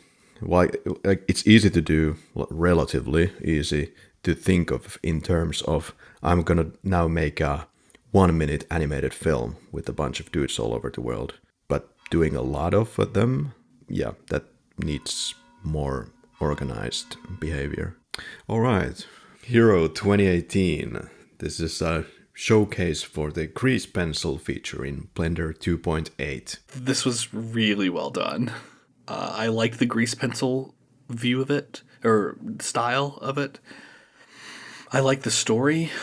I thought it made me think of the harm of imperialism. It made me think of climate change. It made me think of how we view a lot of the problems that we have on this world as zero sum and someone has to lose. But I don't. I mean, who knows? I could be reading way too much into this, but it seemed like, obviously, they're both trying to get this little orb that powers their cities. But if you notice, whenever the orb at the very, very beginning is taken by what's seemingly our hero, and he puts it into the thing, and then you see that shot of like all the lights coming on in the city. Whenever it's taken, you can still see the lights are on in the background of the city. Now, who knows? That could be a mistake, or it could be intentional that, hey, maybe we could share this thing and every other day swap it back and forth, and then we power both our cities. Yeah, I liked this one. I really liked it. I didn't see any of those things that you just mentioned, and I thought this was, like, when you take into account the music and the kind of the presentation, I felt this was the weakest as far as in storytelling, maybe out of all of these, almost, in a sense that I felt that it was more like a show reel. Look at how cool our technology is, and that's about it. Well, I'm happy to report that you're wrong. Oh. No, I'm kidding. Well, my opinion says that you're wrong. So then who's the hero in this situation? Me. Oh, God damn it. But I'm white. I'm used to being the hero. And I'm black. Not. I identify as Asian. Let's not go there. But yeah, Henrik, you loved it. I'm in the happy medium. Perhaps more closer to Zach. But once again, Hero is a film that, well, it closes itself off better than some examples on the list. Like, for example, Agent 327. It doesn't close itself off definitely. It ends with an open note, but you can kind of see that the film's point might just be that the two characters are just tied into this endless loop where they just keep on stealing the same bloody orb and bringing it back into their respective cities, and it's just a continuation. So weird. So it's not completely open, left completely open. I did like how it was animated, even though I did pick up some of cut corners when it came to exactly how much animation you put into it. When the human characters, for example, were moving, really, really good animation, top notch. Absolutely loved it. But then again, the film actually tries to use as much large objects in order to have to animate as little as possible. Like, for example, there's the whole airplane scene, which takes a huge chunk of the film. And airplane, yeah, you have like the moving rotors, yeah, but the airplane itself, it's like huge ass metal wings, huge ass hull. You can put a person inside the airplane, and then you don't have to animate like the eyes, the mouth, the legs, the arms, the torso, because the airplane itself is moving. And also when the darker guy was falling through the air, I did pick up similar type of tricks, or same tricks that I have seen in this 2003 animated web series Broken Saints. So I did pick up on the ways how technically they were cutting corners around exactly how much work they have to put into animation. It didn't bother me, it didn't like break the film for me, but I did notice those like shortcuts taken. When it comes to all of the topics that Zach found from the film, I found some of those, not all of them. The film and the narrative very much plays with the whole statement, one man's terrorist is another man's freedom fighter. That's what essentially is in the core of here. Both characters are the villains and the heroes of their respective cities. And there was also the technology versus the nature. So it is on my list of Blender shorts. This one does land on the upper echelon of things. It's not like my favorite thing. It's not necessarily even in my top 5. But altogether, yeah, I do think that Hero was pretty well done, pretty solid animated short film. I can't draw for the life of me, but when I look at the colors and I look at it with these uneducated eyes, I felt that there could be more pronounced color in the film, maybe more flickering or change of colors when the frames change. I felt that it was kind of subdued in that sense. But of course, maybe somebody listens to this and says that, dude, this is complete horseshit. What are you talking about? It's supposed to be the way it is. Yeah, could be. It's kind of like you would talk to like a wine taster. Well, if you become a wine taster yourself, you start to become experienced within those parameters. You have to learn what it is that is the great wine, super tasty wine, the best wine in the world.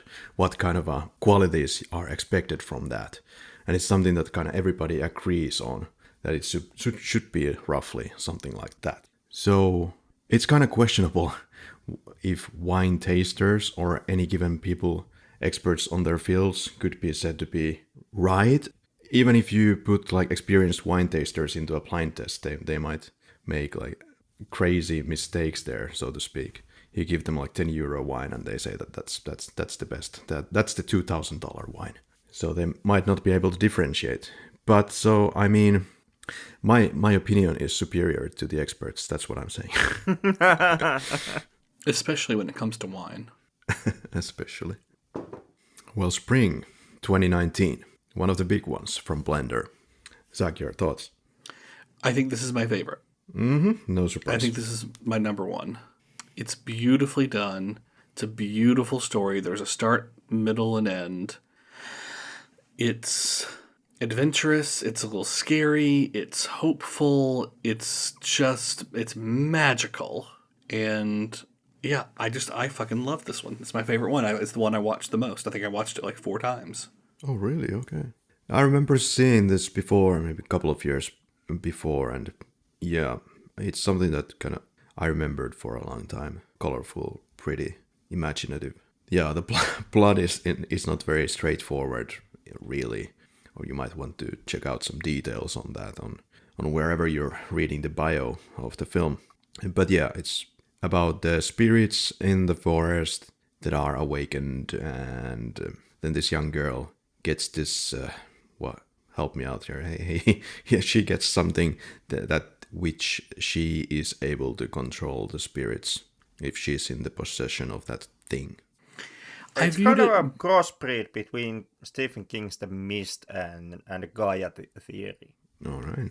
I almost viewed it as though she is either the, oh gosh, what's it called when you're the last of a long line?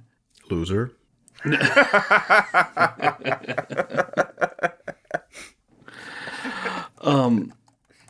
Oh gosh, no, you're when you're the last in a long line of like of whomever.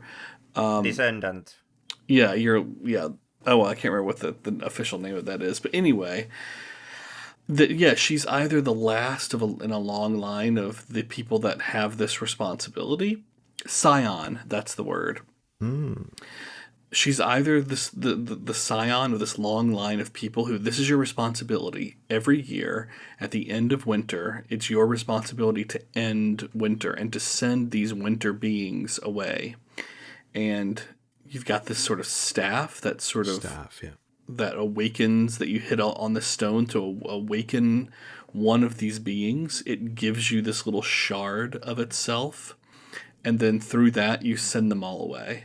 And just the ending when she comes back and you see there's thousands of these things. It's, I don't know, I found it so beautiful as, sometimes when you're in the middle of winter, I'm sure you guys can totally understand, it can feel like spring will never come. Or you can turn that into an emotional thing and say when you're in the middle of a very hard time in your life and you think there's not going to be a light at the end of the tunnel. But no, all things will end. Winter will end. Whatever scenario you're going through will end, and light and spring eventually does come. And we know that because it always has. Spring has always come for thousands of years, and until we fuck ourselves over enough with climate change, it will continue to do so. Yeah, it wasn't so lightweight movie when I was thinking what's going to happen to the dog. I was afraid of after seeing a couple of these other movies, I was afraid that the dog would be crushed under these trees and none of these films would ever kill that dog. Yeah. Well, maybe in Sprite Fright. Yeah. What am I gonna do with this church? You can join it. I was gonna say go pray there. Yeah. How can you even meditate or pray or do anything there? Oh my God. You have to reinterpret the sounds of the bell as a positive thing. Think of it as every time the bells ring, it's an angel coming to say hello. Oh, well, if you put it like that. It's just a bit more challenge for your meditation, I mean. Yeah, that's pretty much it. It's a pretty movie, fantasy movie. One of the longer ones, about 15 minutes, yeah. Good stuff. Very advanced now compared to the early ones. 2019 film. All right, Casper from 2021. And this would be our first here, is it? That is not related to Blender Foundation or / Institute, whatever. This is made by, I believe, just one guy. And to be honest, this is kind of the easiest animation that you can pull off in 3D animation. You make ball-shaped shapes and you do stuff with them. Let them roll or... I mean, when you said this was a one-guy thing, the first thing that came to mind was, yeah, no shit. Yeah. But hey, it's kind of cute. It looks good, but... Yeah. It looks good once the textures finally pop in and nothing is clipping and nothing is moving. Yeah, there was some weird artifact or something was going on in the final render. There was like some object appearing in one frame and then the camera switches and it disappears. Yeah, and you notice that, for example, the textures sometimes they come with a delay. That there's a smooth surface and all of a sudden the textures pop in. Yeah. Which is also kind of the typical rendering thing. But of course, for a one-man show, if you're going to do anything longer than 1 minute, then I think this is the way to go. Just draw balls. Fight with balls. But it wasn't bad. No. It was somewhat volley-esque. A simple, actually pretty open-ended short narrative about a ball-shaped robot who finds something that he already has like 15 of them. Whatever those orange balls were supposed to be. Yeah. They at times almost operated, or the one orange ball at times almost operated like it would have some type of intellect. I don't know if it did or what it even was. The film kind of does not explain itself. It's kind of like a snippet from WALL-E without Pixar's financial backing and all the careful attention paid to the technical details, which does play or does show up. For example, in the objects clipping through each other or the texture popping. Yeah, it's kind of like, basically it's almost like a love story between orange-looking ball or something and a ball-looking robot, ball-shaped robot. So, jolly ado. Zach will get that. Is fun for two? Something like that. Not folie ado, but jolly ado. Ha ha ha. J'ai besoin d'améliorer mon français. Je suis un billet du métro. Hey, that's very useful. All right, so bye-bye Casper, I guess. Bye-bye. Relic 2021. One of those that is also not a Blender movie. And again, I would say that shows. The camera shows us a lot of shots where it's just kind of static. There are lighting effects, maybe some artifacts, small little particles flying here and there, but mostly everything is still, just camera going through a space. What do you think, guys? This is the one that's most obviously not from Blender Foundation and most obviously like one man or a small group project. We have seen the resurgence of this type of animation projects in the past years. The most notable that I can mention perhaps is the Astartes project, which like tonally is very close to Relic.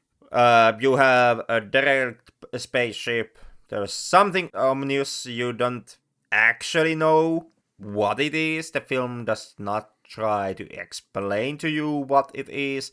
There's something that has happened or is happening or will happen. And unlike with for example Astartes, you don't need to have like Warhammer 40k rulebook or lore book with you to actually decipher what the fuck is actually going on. But the downside of that is that you actually can't decipher what the hell is going on. It's mostly, like you already mentioned, it's static shots of a derelict spaceship with the atmospheric or tonal hint that something bad did happen or is happening, perhaps will happen. Yeah, is the spaceship about to explode or something like this? In the last shot, we barely can see that there's a door opening, so maybe somebody's coming, somebody taking over, who knows? Yeah, this was... I liked this one's sort of feel. It felt very Prometheus, very Alien, very Ridley Scott. But it was... this was almost just like a teaser trailer. Again, this wasn't a short film. It was a teaser trailer. Yeah, kind of like Prometheus itself. I liked Prometheus. So I wish there would have been more, but and you're right. I think in terms of the filmmaking part of it's very simple. You're right. It's a lot of static shots of just a camera moving. But that being said, the atmosphere of it I thought was pretty great, and I just want to see what Chapter 2 is. Yeah, created by Andrew P. Roberts, if I understand. So, well done, Mr. Roberts. Let's get him on the podcast, and he can tell us about Part 2. Yeah, you know what? We could do like a Part 2 of Blender movies somewhere along the way and get actually some guy who knows something about Blender to talk about it. Unless you're already like, oh my god, no more Blender movies. Maybe. Alright, so The Iron Woods from 2020. A robot kill squad patrols a nearby forest and finds something unexpected. And this is animated by Noah Suarez and Victory Pictures Incorporated, and did win Vienna International Film Awards 2021. Alright, so nothing new under the sun, like idea-wise, but nicely executed. A robot saves a baby. I liked the robot design. Nothing groundbreaking, but sort of classic, standard. I liked the one big eye. Not wild on the design of the baby, but yeah, I thought this was good. It was a standard good. Yeah. I thought it was very much standard. Standard, yeah. Really hard to say anything about many of these movies. Like, they are so following so many typical lines of thought when it comes to robots and storylines. Yeah, and also they are so kind of so simple that there's not that much new ground to discover with them. This one also being one example, you pretty much have a basic premise. It's the Skynet situation once again. Last remnants of humanity. Somehow the one robot now reaches the end of Terminator 2 and learns to appreciate life and humanity and some shit, and then bullets fired from AK kill robots that are made of steel because, I don't know, but works. Reasons. You had to put in a hell of a lot more effort to take one T-800 in Terminator films, kind of push over robots here, but yeah, like story-wise, it's extremely simple. Once again, deals with somewhat similar topics as Sintel. There's the adoptive parenthood at the end once the robot becomes the protective of the child, and well, that's about it. That's about it. Sprite Fright 2021. Alright, so we get to the Violent Smurfs, so to speak. Violent Sprites of the forest. This starts off as some kind of a sweet, environmentally aware film, kind of a comedy film, something lighthearted, and then it turns pretty dark after that. But of course, Henrik, I know, it's not so dark. You've seen better. Honestly, I've seen darker. This was... I do understand where the argument for the darkness comes from. Yes, people do get killed here. But all the kills are really lightweight. They are all played in comedic matter. And the film itself operates on tested and true logic and rules. The group of people go to the woods, they find something there that at first glance looks like sweet and harmless. Turns out there's a sinister secret behind all of it. And it even goes as far as using the salt as a repellent of evil. Mm-hmm. So, yeah. Nothing groundbreaking. In fact, actually very much 2021. To a point where this one also plays with the 80s nostalgia. Having 80s things because, hey, you recognize those. There's the boombox and C cassettes. But overall, yeah, it's perfectly solid. Short film about people who go into the woods and get murdered one by one by weird mushroom folk. Yeah, I thought it was cute. I thought it was a nice sort of twisted take on the Smurfs. I do think that there's probably something. If I went back and watched it maybe 5 times in a row, I would probably find some other like hidden meanings in there. Maybe something along the lines of like even those who espouse the ideals of being eco-friendly eventually will turn to hurt the environment. What's that Latin phrase which I can't say in Latin, but it's that which nourishes you also kills you. There could be something like that in there. But even if I'm way too far into that, it's still just, I think, a nice little twisted version of the Smurfs, which I'm always here for. Yeah, I appreciated some small moments.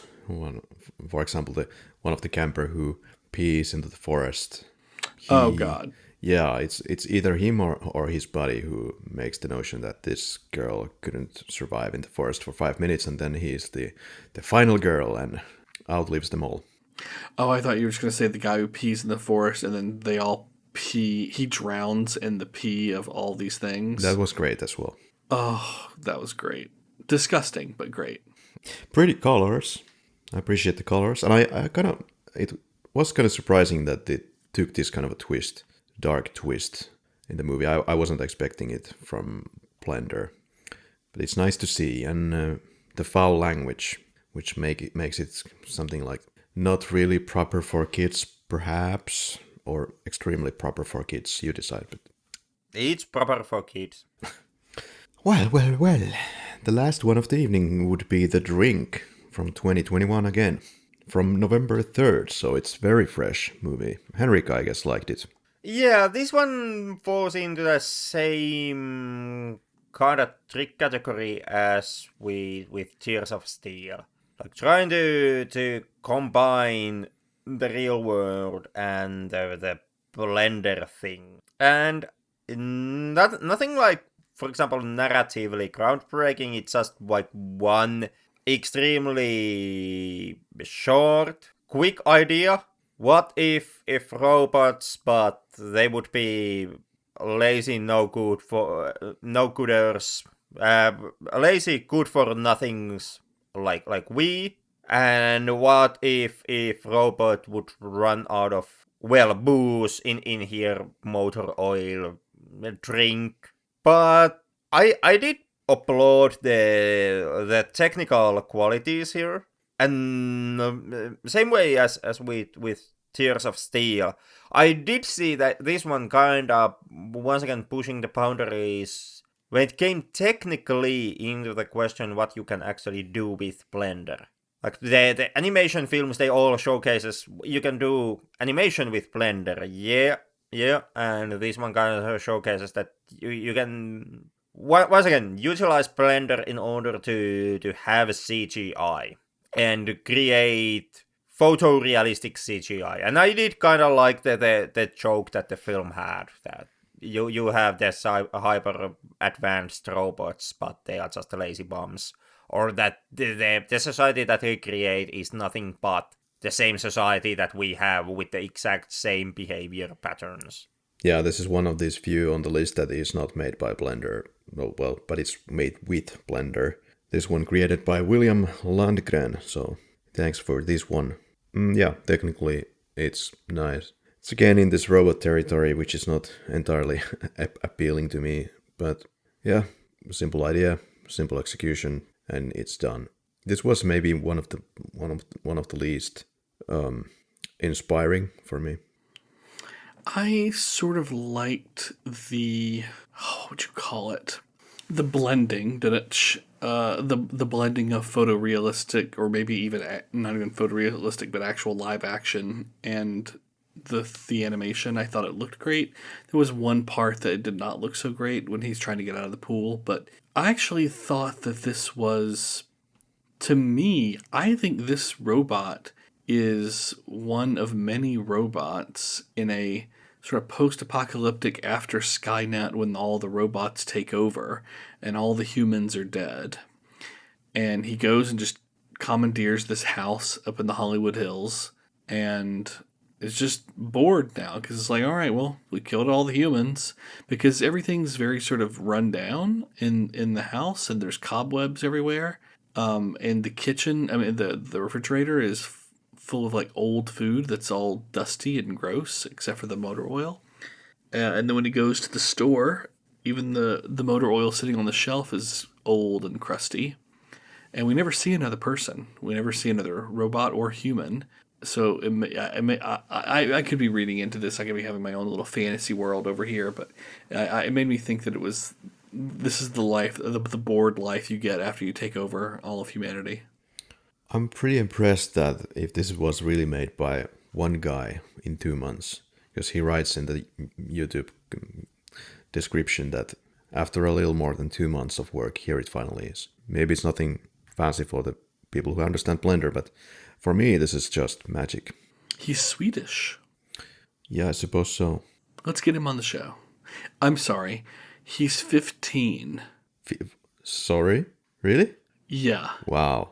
Okay, fuck this guy. And I say that with the utmost respect, William Landgren, if you're listening to this. Holy shitballs. Respect. Mad respect. Mad respect, bruh. Mad respect. Let's get him on the show. By all means. It's just that, we would be overrun quality-wise. The teachers would become the students. Yeah, precisely. Which is good. Yeah, it's not necessarily a bad situation. All right. Despite hell of a lot of failures, there actually is some feature films out there made with Blender, at least in a very large part with Blender. Those are, for example, Next Gen and I Lost My Body, and both are available on Netflix, so if you're interested. I Lost My Body is pretty interesting, and there can be so many takes on that, what the hell is going on in that film. Very artistic, once again. Has this been inspiring, guys? Are you ready to learn Blender now? Hell no. Not really, no. What? I do have to learn Blender anyhow, and these kind of did not make the case pro or against that task. This made me learn that this is really hard, and I don't want to engage. Yeah, so, I mean, this is kind of super motivating, at least for somebody who really doesn't still know how the hell animation is done properly.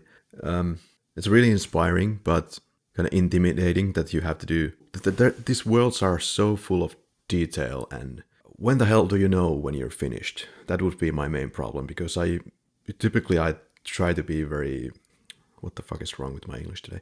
Typically, I try to be very thorough and completionist and perfectionist with what I do. And if I would start a 3D, oh boy, I would start one map and then probably it would never get finished, and I would...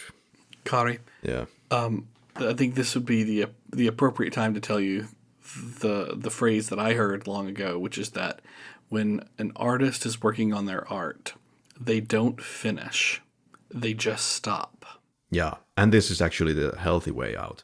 Like, as said before somewhere, it's great that if you start a project of any magnitude, you just have to push the stop button, and otherwise you will never learn anything. You will just keep improving and improving and improving, but you're not necessarily learning any new, large, important skills. You stagnate there, so... Would it be quickies or slowies, whatever they're called today? Well, why not? Might take some doing, seeing exactly how long the list is. These are quickies, So, special mention for an actor goes to... Blender. Blender was great. Great performance. Nice one. Creative. Okay, I'll just go with more traditional. Erik Peterson as the Elder Sprite, aka the old geezer from Sprite Fright. Nice performance there. What was that line? Get 'em bitches. Something. Oh my god, this is so long. Do I have to read it? Bring to attention some very small role in the film that you found somehow worth highlighting for whatever reason. Could be even an extra on screen for half a second. Performance could be great, horrible, fun, odd, etc. Texture mapping. Ooh. We really need to work on the length of these questions. Yeah, I'll second the texture mapping. Textures are like wicked hard. Yeah. Well, whoever played the dog in Spring? Some solid barking right there. Oh, thank God they didn't kill the dog. What resonated with you the most or least? For me, what resonated with me was, this shit is hard. This shit is wicked had, as they would say here in Boston. It's wicked had. For me, it was the processing power of the computer. The table PC. You can't actually do these on Mac. They used render farming with Macs. Well, And you can see that in Casper. I refuse to speak when that is going on. Like, is this some kind of a Muslim country? There's so many of these prayer calls that... Oh my god. So for me, it would be the artistic liberties that we still see here and can be taken in these movies versus some big boys, Pixar, etc. Like seeing this suicidal cursing sheep or killer Smurfs or these absurdist existential questions, stories. Yeah, and it's great that you can keep on editing and raping these films to your heart content any way you want. They're open, so open your heart. This also kind of allows you to play clips from the movies in our show without fear of the retaliation from the big movie companies. So I think we're gonna use a hell of a lot of clips here. In one adjective, how would you describe the films? Awesome. Artistic. Because they meant to be that. Loony. Ballsy. Fair statement. Favorite quote. I will go with the world's changed, Celia. Maybe we can too. I'm gonna go from the male character in Glass Half. Well played. Henrik, I'm waiting for your... I actually have nothing to offer you guys. Just give some kind of a voice of the lady in spring. We're fine. Okay. That one. Do you think the films have any staying power or legacy? Will anyone remember these in a few years? I think no, only because these are just going to keep getting better and better. And what a single person can do at home in their mom's basement is just going to get to the same that ILM can do. I think these one will have, or at least some of these will have, not all of them. There are some that will be remembered for their technical qualities, or something that they did show technicality-wise, like Tears of Steel and Drink, which most likely will be looked back upon like the moments that showcase you that you can fuse Blender and live action. Some most likely will be remembered because of their story, like Sintel and Spring, and some might be remembered in their all-together performance, like technicality and the story together, like, for example, a Sprite Fright. Yeah, well, I don't think people will really remember this, except, of course, in some 3D circles. 3D people might remember Elephant's Dream because it was the first one, and many of these are kind of showreels, tech tests, sort of advertisements, so... But that's okay, of course. Some of these are worth revisiting, in my opinion. Which... Did Zach respond to this question? Yep. Yeah, no, I think we'll move past them. Yeah. So, this naturally brings me to the question. Put the films in order of preference. Enjoy. I don't think I could. I'm gonna go with Drink, Tears of Steel. Both of those because they technically pushed, in my opinion, the ball the furthest. Then there is Sintel, thanks to its story. Elephant's Dream. I really like the abstract and the dream likeness of the film, even though it doesn't completely work as a like movie. Sprite Fright, Spring, Hero, Agent 327, Cosmos Laundromat, Casper, Ironwood, Glass Half, Caminandes, Relic, Big Buck Bunny, and Daily Dweebs would be the last on my list. In my case, it would be Spring, Sprite Fright, Caminandes, Big Buck Bunny, Elephant's Dream, Sintel, Agent, Cosmos, Laundromat, The Ironwoods, The Daily Dweebs, Glass Half, Tears of Steel, The Drink, Hero, Relic, Casper. Well, complete the sentence please. You really know you're watching Blender films when...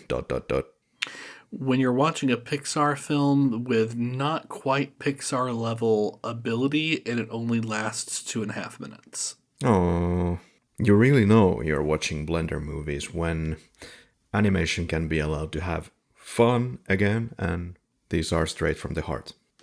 You really know you're watching Blender films when in the middle of starting a passionate sex act, you can be happy to notice that the textures in your penis popped in just during the last minute. Thank God. Okay, the questions here in this $1 million section would be, did you like the films? Would you recommend the films? Would you watch these films again? I liked some of them. I will watch some of them again. I will recommend some of them. I would say the ones that I will watch again and that I will recommend would be Spring, Cosmos Laundromat, potentially Hero. Those are the ones that I liked the most, the ones I will watch again and probably share with others. All right. Would I watch these films again? It's gonna get kind of detailed here. Well, simple, but still. Elephant's Dream, no. Big Buck, no. Sintel, no. Tears of Steel, no. Caminandes, yes. Cosmos, no. Glass Half, no. Agent, no. Daily Dweebs, no. Hero, no. Spring, yes. Casper, no. Relic, no. Ironwoods, no. Sprite Fright, yes. The Drink, no. But would I recommend these films? Elephant's Dream, yes. Big Buck Bunny, yes. Sintel, yes. Tears of Steel, no. Caminandes, absolutely. Cosmos Laundromat, no. Glass Half, no. Agent, yes. The Daily Dweebs, no. Hero, no. Spring, yes. Casper, no. Relic, no. Ironwoods, no. Sprite Fright, absolutely. The Drink, no. So yeah, this would you recommend the films list is absolutely identical to did I like the films. Henrik. I liked some of these. Not all of them. Some were real duds. For me, especially the later part of my list. So, like Daily Dweebs and Big Buck Bunny and Relic and Caminandes, Glass Half, which just didn't really do anything for me. Would I watch these films again? Some of them, yes. These would be Drink, Tears of Steel, Sintel, Elephant's Dream, Sprite Fright, yeah, why not? Spring, Hero, perhaps even Cosmos Laundromat.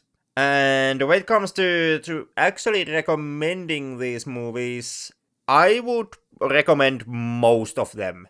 Not necessarily because, well, all of them are anything like unforgettable. The first ones from my recommendations, which are the same ones that I would watch again, those I strongly do recommend because I think that there's enough something there to see. Story-wise, Cosmos Laundromat perhaps notwithstanding, but I would recommend Cosmos Laundromat based on the overall idea that the short kinda promises to you, even though it does not deliver. It's kind of like you can watch it and perhaps then from that point onward start to formulate your own idea where the adventure could go into. And I don't know, perhaps continue the story in form of fanfiction or comic book or something like that. Agent 327, I would recommend perhaps as a quick one-off, haha, funny agent moment, and more so also as a technical set piece. Casper would also be like, you know, if you liked Wall-E, you wanna see something quick in similar type of tone, Casper wouldn't be a bad bet. Ironwoods and Glass Half, it's a quick concept, not necessarily a recommendation from me for those two. Ironwoods could go as a quick action set piece moment thing. If you have like 3 minutes to kill. The same goes with Caminandes and Relic. Relic especially is something that you can check it out, even though it doesn't really do anything story-wise. But like Zach mentioned, there is a good tone. And if you are interested in seeing how tone can be created with empty spaces, with extremely, with almost with zero movement, you know, yeah, Relic can work as an example of that. Big Buck Bunny and Daily Dweebs. Those I would count in as as skippable, the most skippable films from my list. Don't check out those. Right. Okay, maybe I need to expand a little bit on those things. I just ran through the list just like that. But Agent 327 I recommend because I think it was kind of nice to choose the setting that it did choose, like the barbershop, and using the items in the barbershop and fighting with those items.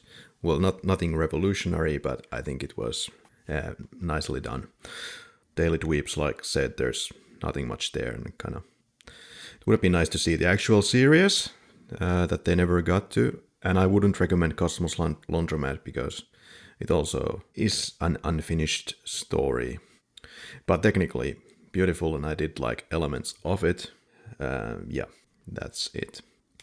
So sadly, the films that were made by a few ordinary people who have massive talent in 3D, though, they were unfortunately the ones that I did not recommend, and that kind of goes to show the power you have with money and multiple people on a project like this. So, open source, but yeah, still, you need the resources to, I guess, amaze me. But then again, we have Caminandes, which I absolutely loved, and there is not a lot of people involved there as far as I know. All right, yeah, dear listener, would you recommend the films? Let us know maybe on our social media pages. Did you guys have anything to add at this point? I think I'm good. Same here. So it's time to throw our lab coats into the blender. But what did you think of this episode? Leave us a message on the social media or Facebook as the Flick Lab Podcast, or on Twitter. You can also find us at theflicklab.com. And you can email us, lab@theflicklab.com. And you do, and you can, and you should be able to give us a rating on Apple Podcasts. It really helps our ratings and rankings. And yes, we have started a Patreon, so head over to patreon.com/theflicklab to support us over there. Or don't, I'm not your mama, so do what you want. But new episodes will be there several days in advance, plus bonus content only for Patreon. So, and I've been Karri, and you can follow me with binoculars across the street, I guess. I'm doing it right now. And yes, for some reason, I'm still on Twitter. What about you, Zach? You can follow me on Twitter at Zachary Pen 48. And you do have a link tree. And I do have a link tree as well, which link.e/Zachary Pen 48. And you can also follow me in person. I'm across the alley in Malaga looking at Karri right now. Right. And Henrik, where can people find you? Nowhere, because I keep clipping through the walls. Oof. Creepy. Our theme music was created by Nick Grivell. And dear listeners, unfortunately, this was the last episode of Zachary Pen in the Fully Clap podcast. No tears. I want there to be some sort of musical interlude now of some really sad, sappy song. Perhaps that Sarah McLachlan, I will remember you, or something. I'll be happy to do it if you pay the royalties, Zach. Oh, that's true. Goddamn royalty. I think you can do like 3 seconds or something, or 2 seconds. Yeah. Before the copyright kicks in. Well, we just quickly put some like dubstep loop on top of it. That's true. Or just use something that's royalty free, like some old classical something. Or just use some Korean music. They don't care about copyright, so there you go. Oh, that works. Sure. Copyright. So, Zach, what the hell is going on? Why are you leaving us, you motherfucker? I'm leaving this abusive relationship because I finally decided that I'm good enough, I'm smart enough, and I'm worth it. So no, I'm sadly, begrudgingly leaving to go start my own podcast with my best friend who I went to grad school with, and we studied public policy and law. And we're going to start a podcast that's about that. We're also both queer, so we're going to talk about news and politics, in primarily American news and politics, but also international politics. But we're going to do it with a gay twist. And in fact, that's what we call the show. The show's called With a Gay Twist. So that's where I'll be. All right. I know, Zach, I'm not gay enough, so it didn't work for you. I know I'm too straight. Yeah, I, on the other hand, I'm not. Yeah, I thought maybe I could get Henrik over onto the side, but it didn't work. I think Henrik's so good looking that it actually makes fellow gay men feel uncomfortable. Yeah, it's the charm of looking like overrun rodent. It's hard to compete with that. You know, when you've got someone who looks like Brad Pitt mixed with methamphetamine.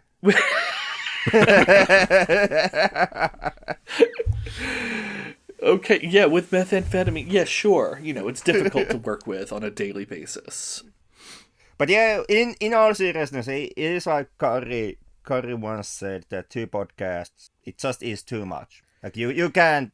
We all always dream that yeah, we are gonna have 2 or 3 podcasts that we run simultaneously, and it's never gonna work. You can only do like 1 podcast, or the work will start to suffer. Well, the problem is there's a thing called capitalism, and it makes it very difficult to work a 40-hour-a-week job and then also have multiple podcasts going. So perhaps one day in the future, either because of the fall of capitalism or hell, because of the fall of the American democracy, I can just do podcasts for a living, and then I can do like 3-4 at a time. Yeah, it's like you know, like Dirty Harry said it in Magnum Force. A man has to know his limitations. Yeah, but it's something that you're passionate about, and you have the similar time zones to record the episode, and maybe less background research is needed. I'm not sure, but I think that's what you said. It can allow you to do like a weekly episode, and yeah, that's cool. I understand where you're coming from. But still, of course, I'm disappointed I can't hide that. But yeah, we'll just have to go on without you. Yeah, I'm not disappointed. I am sad. I admit that much, but not disappointed. In fact, I'm somewhat happy for you for figuring out what you actually want to do and, you know, finding that venue. I appreciate that. And again, I am totally back for coming back as your special American correspondent. Anytime you want to watch an American flick and you're like, this is so fucking stupid, let's get an American on to talk about how fucking stupid this American film is. I am down. The next time we want to rehash is Dirty Harry a fascist? Spoiler alert, yes, he is. I'm back. You know what, Zach? We will invite you back as a guest after 3 years, if your podcast is still running at that point. 100%. 100%. Yeah, just you know, take it from a word of experience that me and Karri both can share. The first 7 episodes are absolutely the worst. There is also the effect known as the 7-episode Death Valley, or what was the name of it. Yeah, a lot of podcasts die after the first 7 episodes, so whatever you do, you know, bite your teeth and just fight through that one. And it's gonna be like the first year is gonna be a tough going. You are figuring out the release schedule, you are figuring out the rhythm, you are figuring out like million different things. But if you fight it through, it won't become roses at any point. At least in my experience. It will always be a struggle, there will always be problems you have to face and figure out, but you get used to it. So you're saying it's sort of like, it's like having sex. The first time's terrible. The second time's still terrible, but maybe a little bit better. And then after 7 times, you sort of get it figured out. Yeah, and then you realize that it's mostly pointless. Yeah. Well, if it has, it would be a dream for the podcast to have anywhere close to the success that you guys have here. Going on for 3 years. That is success right there. You're doing this for 3 years? That's wild. You know what, though? Commitment. It speaks to commitment. But yeah, good luck with your podcast, man. Sincerely. I appreciate it. And best of luck continuing with the Flick Lab. It is in two sets of very capable hands, obviously, because it's been going for 3 years. And I look forward to continue to listen. It's still on my podcast app. I'm still downloading that shit every other week. I'm also down for, because the one movie we never got to talk about was my all-time favorite movie of all time. But yeah, I said all-time twice there. And that's Robert Zemeckis' Contact with Jodie Foster.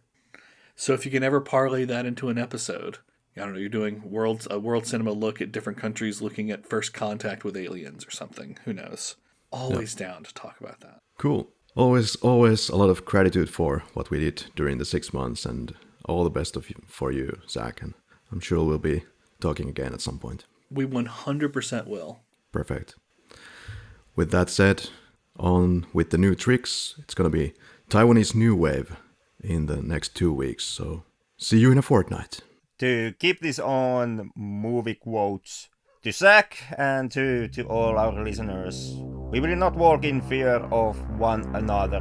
Good night and good luck, man. Bye, girl, bye. Later. You did not just say bye, girl, bye. Oh my god, I love it.